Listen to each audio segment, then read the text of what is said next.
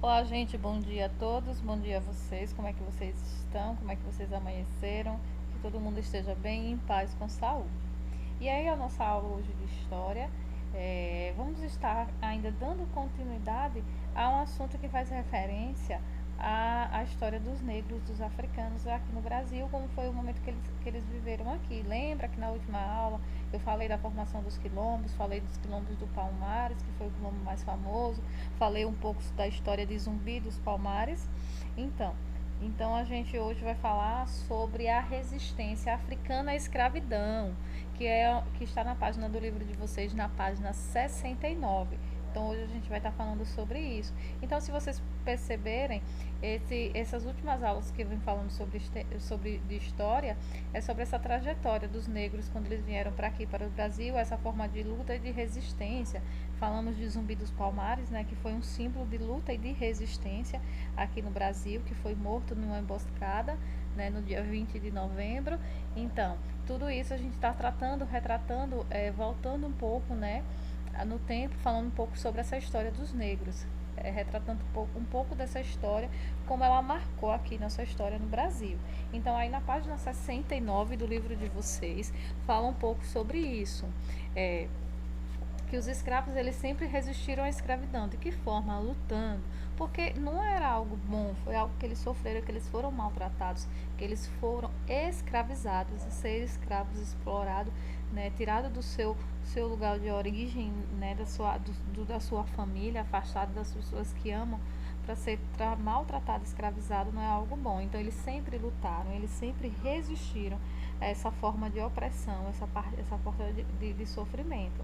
Então eles sempre resistiram, eles lutaram contra isso. E eles não aceitaram de forma passiva, não aceitaram numa boa, eles tentaram realmente lutar, resistir. Então daí a formação dos quilombos realmente se deu através dessa luta, dessa resistência deles, por isso que os quilombos, né, a formação dos quilombos, porque eles fugiam dos seus senhores. E aí a forma de resistência variava a fuga, suicídio, lutas e entre outras coisas. Então, muitos fugiam, né? Muitos tentavam se suicidar, muitos, né? Entre outras formas de resistência. Eles não queriam aquela vida, eles não aceitavam aquela forma de viver porque era horrível, era opressor, era algo que, né? Desumano.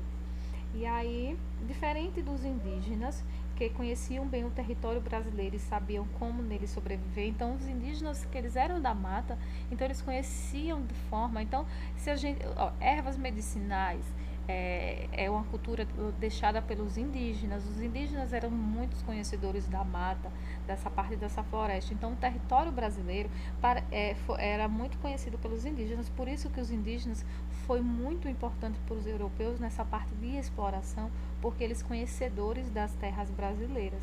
Então, para eles era interessante as plantas que existiam, né, todo o território que eles queriam explorar. Então, por isso que eles usaram os índios também, porque eles eram muito conhecedores da mata. Então, diferentemente dos indígenas que conheciam bem o território brasileiro e sabiam como nele sobreviver, os negros tinham grande dificuldade para fugir, porque não tinham o mesmo conhecimento.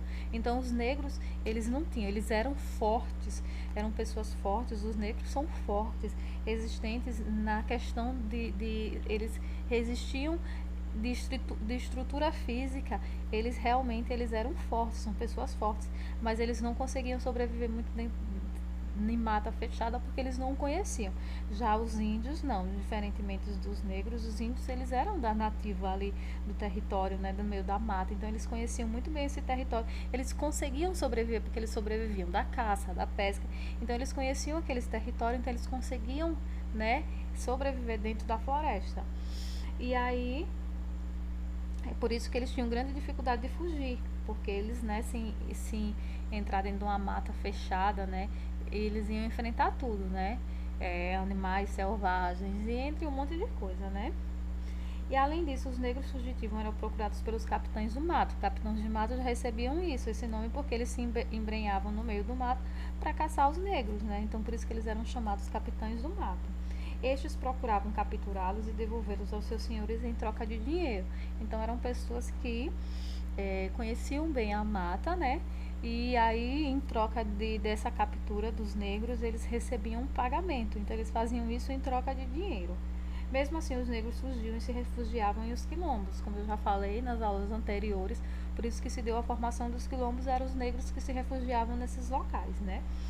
Os quilombos eram aldeias praticamente autossustentáveis que existiam em locais de difícil acesso para aumentar a segurança dos negros fugitivos.